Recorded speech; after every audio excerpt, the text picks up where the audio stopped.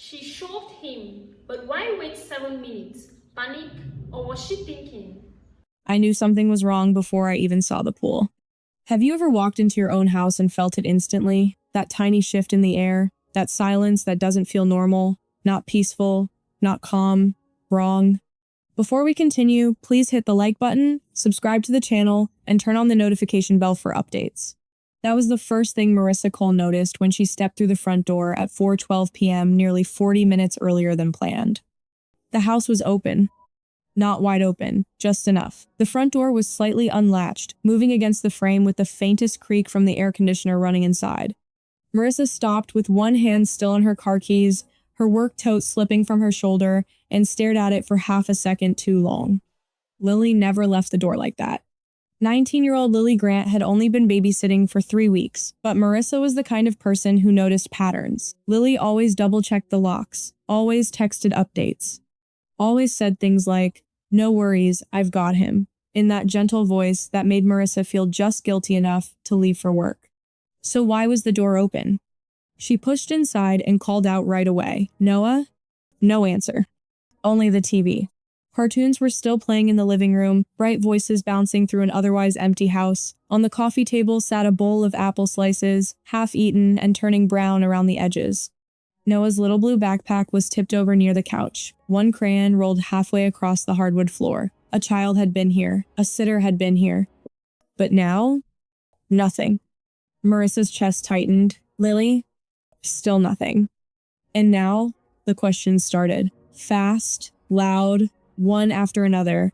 Did they go outside? Did Lily take him to the bathroom? Did Noah fall asleep somewhere? Was she on a call? Why wasn't anyone answering? Then she heard it. Not a splash, not yelling, just the faint, irregular sound of water shifting in the backyard.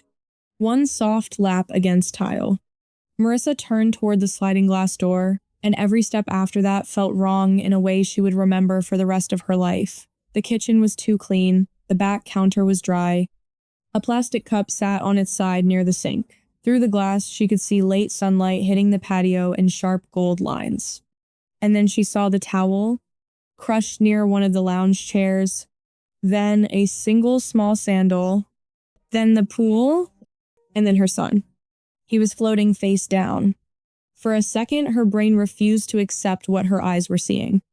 It was like the world split in two, one half still insisting this was some kind of mistake, some weird angle, some second before he popped back up laughing, and the other half already screaming the truth. "Noah!" The scream tore out of her so hard it hurt. She dropped everything and ran. Her shoes slipped on the wet concrete. She hit the water fully clothed, cold swallowing her in a single, brutal shock, and lunged for him. When she grabbed him and turned him over, his head rolled against her arm in a way no mother ever forgets. His body was limp, too limp. His lips were blue. Not pale, blue. Marissa dragged him to the edge with a strength she didn't know she had, scraping her knees against the pool wall, pushing, hauling, gasping. By the time she got him onto the patio, she was already begging. "No, no, no, no, Noah, baby, come on, come on." She pressed shaking fingers to his neck, then his chest, then his mouth. Nothing. If you've ever imagined what you'd do in a moment like that, you probably picture clear thinking, training kicking in, instinct taking over. But real panic is uglier than that. It stutters. It fractures. It makes every second feel slippery. Marissa started CPR with trembling hands, counting through sobs, trying to remember if she was pushing hard enough, fast enough, doing anything right at all. Water dripped from her hair into her eyes. Her blouse clung to her skin. Her palms slid against his tiny chest. "Come on, Noah. Come on. Breathe for me." And then, in the middle of that nightmare, her phone started ringing. The sound was so jarring it felt unreal. Her purse was still near the back door, and the ringtone cut across the patio again and again while she kept compressing his chest. She almost ignored it. Almost. But then she saw the screen light up. Lily. Marissa snatched the phone with wet hands and hit accept, dropping it on speaker beside her. "Where are you?" she screamed. Lily's voice came through, shaky and breathless. "Marissa, I was just about to call you. Noah, he must have slipped. I only went inside for a second." Marissa looked around wildly. Inside for a second? Then where was she now? Because the backyard was empty, the patio chair was pushed back, the gate to the pool was shut, the house had been silent, and Lily was very clearly not there. "You left him?" Marissa shouted, still pumping Noah's chest. "You left him in the pool?" "No, I didn't leave him. I panicked." That word hit hard. Panicked. Not helped. Not called 911. Not stayed with him. Panicked. Marissa's eyes dropped to Noah again, and that was when she noticed something else. There was a faint reddish mark around his upper arm, the shape of fingers pressing into skin. Too distinct to ignore. Too deliberate to explain away. Her entire body went cold in a new, deeper way. Because now it wasn't just terror. It was doubt. And doubt in a moment like that is a terrible thing. It opens a door your mind doesn't want to walk through. It whispers a question you never want attached to your child. What if this wasn't an accident? In the distance, at last, she heard sirens. But as they grew louder, Lily said one more thing that made Marissa freeze even while her hands kept moving. "Marissa, I didn't see him go under." Marissa looked at the locked pool gate, at the empty patio, at her son's blue lips. And she knew Lily had just said something impossible. If she didn't see him go under, then how did she know he slipped? That question stayed in Marissa's head even after the paramedics pushed past her and took over. Everything after that happened too fast and too slow at the same time. One man dropped to his knees beside Noah and started compressions with a precision that made Marissa feel both relieved and useless. Another clipped a pulse monitor onto Noah's finger. A third asked questions in a calm voice that sounded completely wrong against the chaos. "How long was he in the water?" "I don't know." "Was he alone?" "I don't know." "Did he fall?" Marissa looked down at her soaked hands, then back at her son's small, motionless body. "I don't know." And that was the truth, but every answer felt like failure. They loaded Noah onto a stretcher. Oxygen mask, equipment, wet skin turning ghost pale under the flashing lights. Marissa tried to stay beside him, but one of the paramedics held her back just long enough to ask whether he had any medical conditions, allergies, medications. She answered automatically, her voice thin and mechanical, while her mind was already moving backward. Backward to that morning? Noah had been quiet at breakfast. Not sick, just subdued.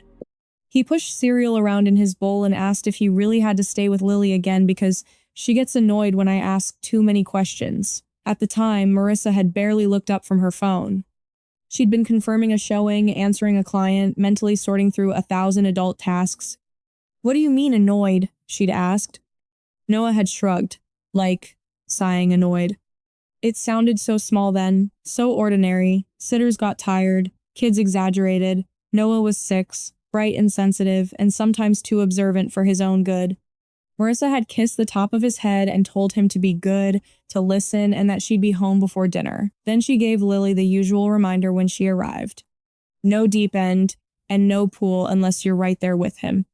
Lily had smiled quickly. Of course. But now, standing barefoot on the patio in soaked clothes while her son was taken away in an ambulance, Marissa remembered something else. Lily hadn't really looked at her when she said it.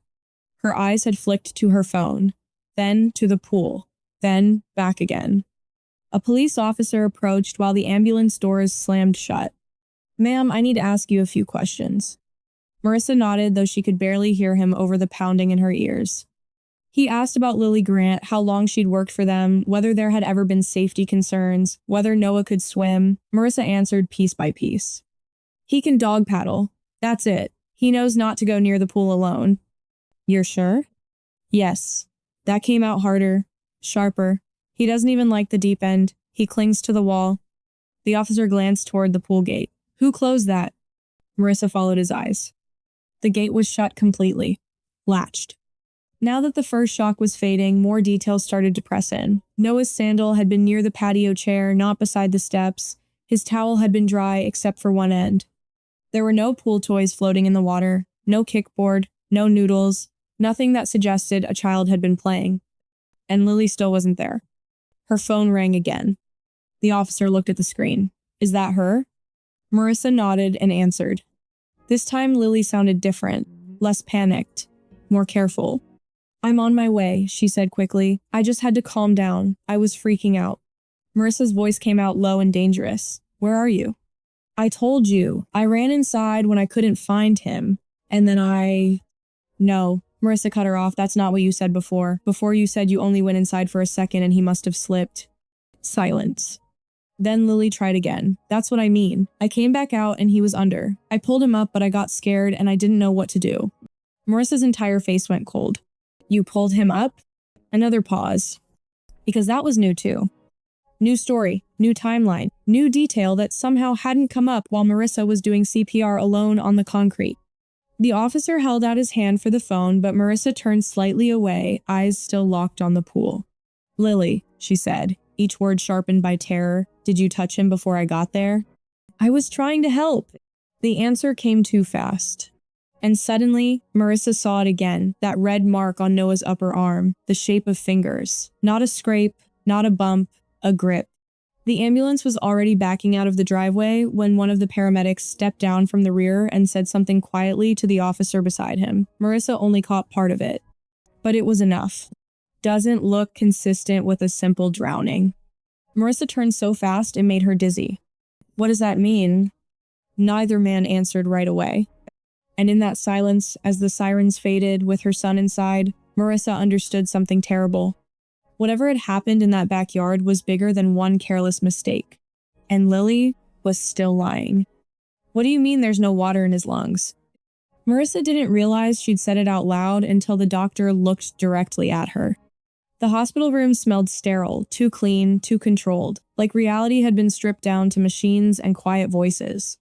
Noah lay in the bed, impossibly small beneath the white sheets, an oxygen line beneath his nose, monitors blinking steady but fragile rhythms beside him.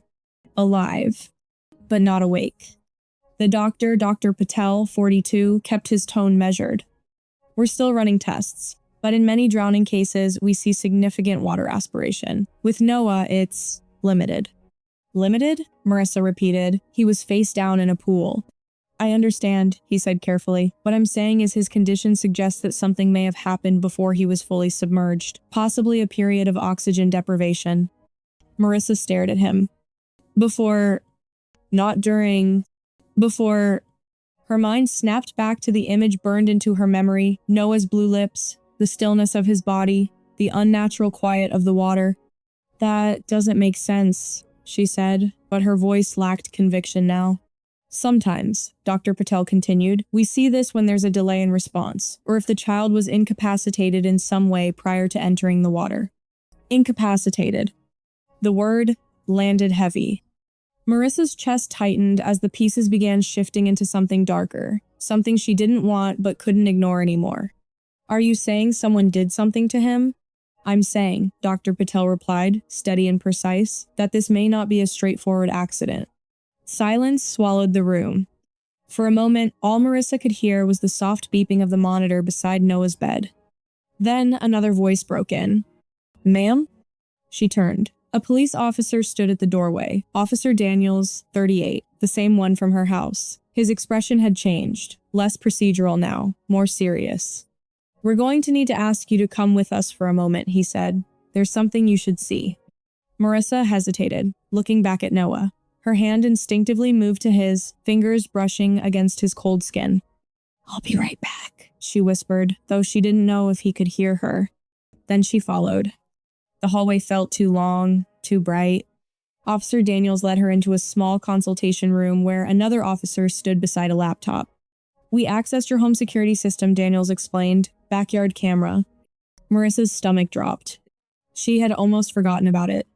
Almost. The screen flickered to life. Timestamp, 3:27 p.m. Noah appeared first, stepping out onto the patio. He moved slowly, dragging his feet slightly, like he wasn't excited to be there. Marissa's chest tightened immediately. Then Lily stepped into frame. At first, nothing seemed out of place. She said something, no audio, but her posture was casual, one hand holding her phone, the other gesturing vaguely toward the pool. Noah shook his head. Even without sound, it was obvious. He didn't want to go in. Marissa leaned closer. Pause it, she said. The officer froze the frame. Look at his body language. Noah's shoulders were tense, his arms close to his sides, not playful, not curious, resistant. "Keep going," Marissa said. The footage resumed. Lily said something else shorter this time, sharper. Noah took a small step back. Then it happened. Lily reached out and grabbed his arm. Hard. Even through the grainy footage, it was unmistakable. Her grip wasn't guiding, it wasn't gentle. It was firm, controlling fingers pressing into the exact spot where Marissa had seen that mark earlier. Marissa felt her breath hitch. That's the mark," she whispered. The video continued. Noah tried to pull away. Lily didn't let go. Instead, she stepped closer to the edge of the pool, still holding him. Then, the screen glitched. A sudden skip, a distortion, a jump in time. Marissa blinked. "Wait, what was that?" "We're still analyzing that segment," the second officer said. "There's a brief interruption in the feed." "How brief?" "About 12 seconds. 12 seconds. Marissa's heart began to pound. "Play it." The video resumed. Now Lily stood alone by the pool. Noah was in the water, face down. Marissa's entire body went rigid. "Where is she going?" she asked, her voice barely audible. Because Lily didn't jump in, she didn't scream, she didn't react at all. She just stood there, watching. 3 seconds. 4. 5. Then she moved, but not toward him. She stepped back and sat down on the lounge chair. Marissa's vision blurred. No, that's not. She said she pulled him out. She said she tried to help. But the footage kept playing. Lily sat there for several more seconds, staring at the pool. Then, suddenly, she stood up, rushed forward, and bent down, blocking the camera's view. By the time she moved again, Noah was no longer visible in the water. "Pause it," Marissa said sharply. The room went silent. Every second of Lily's story was unraveling. "She didn't call 911, Marissa said slowly. "She didn't scream. She didn't even go to him right away." Officer Daniels nodded grimly, "And there's something else." Marissa looked at him. He turned the laptop slightly and pointed to the timestamp. "From the moment Noah enters the water to the moment you arrive." He paused. "There's a significant gap where no emergency call was made." Marissa's stomach dropped completely. "How long?" Daniels met her eyes. "Almost 7 minutes." 7 minutes? In a situation where seconds mattered? In a situation where Marissa had been counting compressions, begging for a single breath. Lily had been sitting, watching, waiting, and then running. Marissa's hands curled into fists at her sides, her entire body shaking now, not from fear, but from something colder, sharper. This wasn't panic. This wasn't confusion. This was something else. And as that realization settled in, Officer Daniels said the one thing that made it all feel even worse. "We need to bring her in," he said, "because right now..." He glanced back at the frozen image of Lily gripping Noah's arm. "This is starting to look intentional." Marissa's heart slammed against her chest. Intentional. The word echoed, heavy and irreversible. And suddenly, the question wasn't just what happened in those 12 missing seconds. It was why. She didn't panic, she paused. That was the first thing Officer Daniels said when the enhanced footage finished processing. And somehow, that made everything worse. Marissa sat frozen in the chair, her eyes locked on the laptop screen as the video replayed slower this time, sharper, cleaned up just enough to reveal what had been hidden before. The missing 12 seconds. The gap that had swallowed the truth. "Watch closely," Daniel said. The timestamp rolled back. Noah stood at the edge of the pool again, his body angled away, clearly resisting. Lily still had hold of his arm, her posture tighter now, her patience visibly thinner, even without sound. Noah tried to pull free. Lily leaned in her face closer to his, her other hand lifting slightly, like she was emphasizing something, insisting. And then she shoved him. Not a slip. Not an accident. Not a misstep. A deliberate forward push. Noah stumbled, lost balance, and went straight into the water. Marissa's breath caught so sharply it hurt. "No," she whispered, shaking her head even as the footage proved it frame by frame. Noah surfaced immediately, but wrong. Not controlled. Not swimming. Panic. His arms flailed, his head dipped under again. When he came back up, his mouth opened in a silent cry the camera couldn't capture. He couldn't stabilize, Daniel said quietly. Look at his movements. Marissa saw it. The chaos. The lack of coordination. The way his body didn't respond the way it should. He doesn't know how to swim like that, she said, her voice breaking. 3 hours, 31 minutes, and 15 seconds. Lily stepped forward slightly. For a moment, just a moment, it looked like she might jump in. But she didn't. Instead, she froze. Noah went under again. Longer this time. He resurfaced weakly, barely. Then his movements slowed. That was the moment. The exact second, everything could have changed. She had time, Marissa said, her voice hollow. She could have grabbed him right there. But Lily didn't move. She stepped back. She looked around, toward the house, toward the fence, as if checking something. Not reacting, not rushing. Calculating. Noah went still, face down. The same image Marissa had walked into minutes later. Only now, she knew it hadn't been minutes. It had been seconds, that turned into minutes, because Lily let them. And that was when Lily sat down. Marissa covered her mouth, a broken sound escaping despite her trying to hold it in. She just watched him. Daniels didn't respond right away, because there was nothing to soften that, nothing to reinterpret. The footage continued. Lily finally stood up again, moving quickly now, too quickly. She rushed to the edge, knelt down, and reached into the water. But it wasn't urgency. It was correction. Like someone realizing they'd waited too long. She pulls him out here, Daniels said, but by this point he's already unresponsive. Marissa's eyes burned, but she couldn't look away. Because now it all lined up. The blue lips, the lack of water in his lungs, the delay, the lies. She didn't call for help, Marissa said slowly, piecing it together aloud. She pulled him out, saw he wasn't waking up, and then she left. Daniels nodded once. That's our working theory. Why? Marissa demanded suddenly, turning toward him. Why would she do that? He's 6. He didn't do anything. Daniels exhaled quietly. We don't have her full statement yet, but based on what we're seeing, he glanced back at the paused frame, Lily's hand still gripping Noah's arm. This started as frustration. Marissa felt something inside her shift. Frustration. Over what? A child not wanting to swim? A 6-year-old being difficult for 5 minutes? And that turned into this? Her hands trembled again, but this time it wasn't panic. It was something colder, more focused. Because now she knew this wasn't an accident. It wasn't even a mistake. It was a choice. A moment where someone decided force was easier than patience.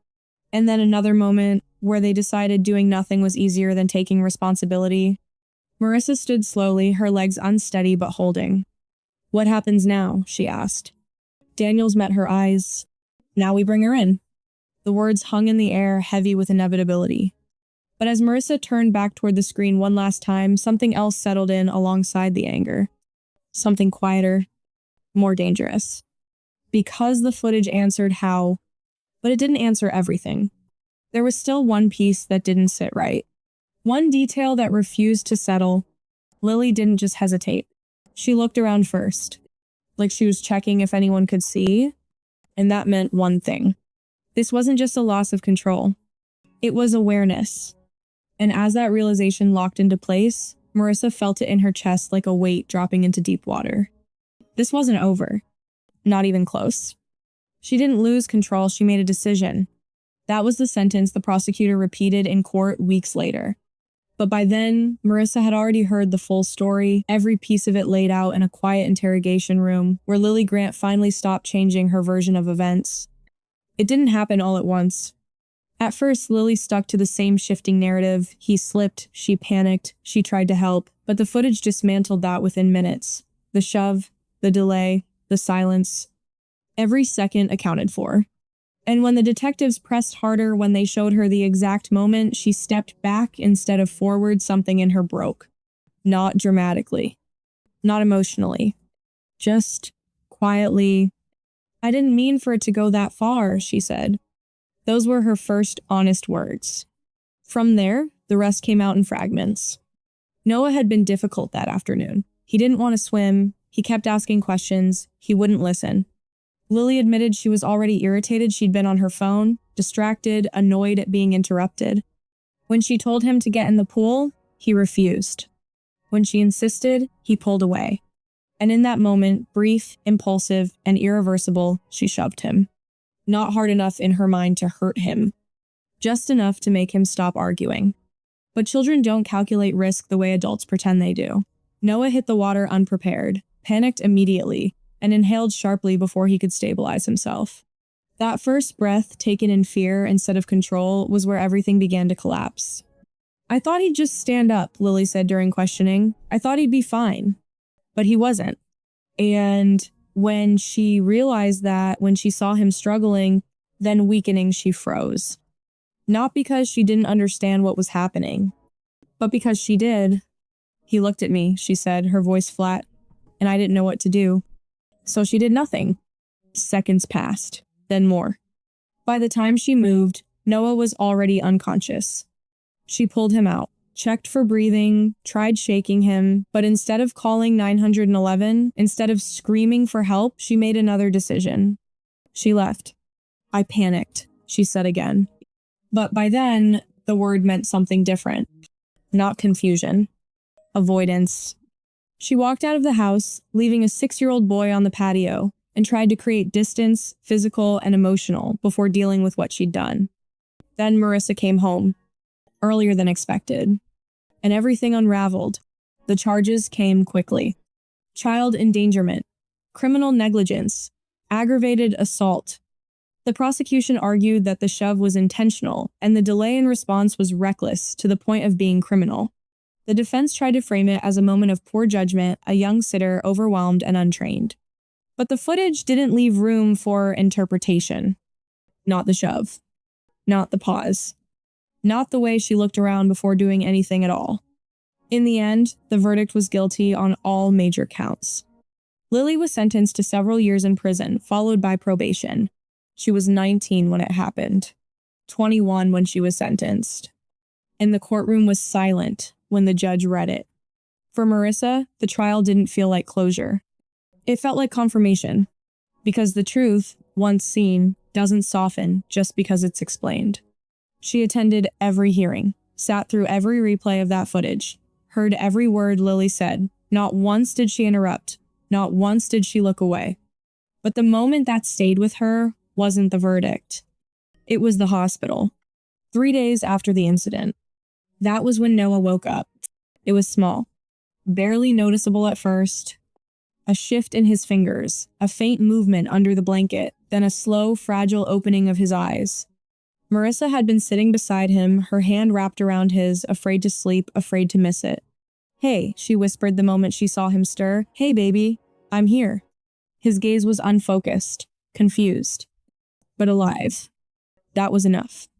Tears came then, not loud, not overwhelming, just steady and quiet, the kind that released something that's been held too tightly for too long. "You're okay," she murmured, though her voice trembled.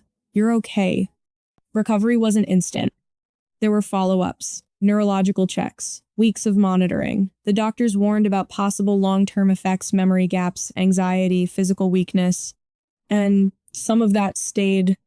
Noah didn't remember the moment he went into the water, but he remembered not wanting to. He remembered feeling scared. And after that, the pool became something else entirely.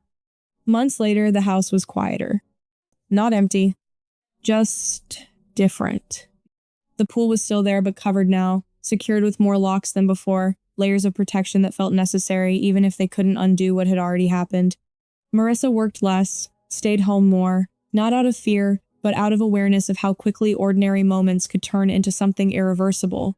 Trust didn't come easily anymore. Not with people. Not with situations that once felt routine. But life didn't stop. It shifted.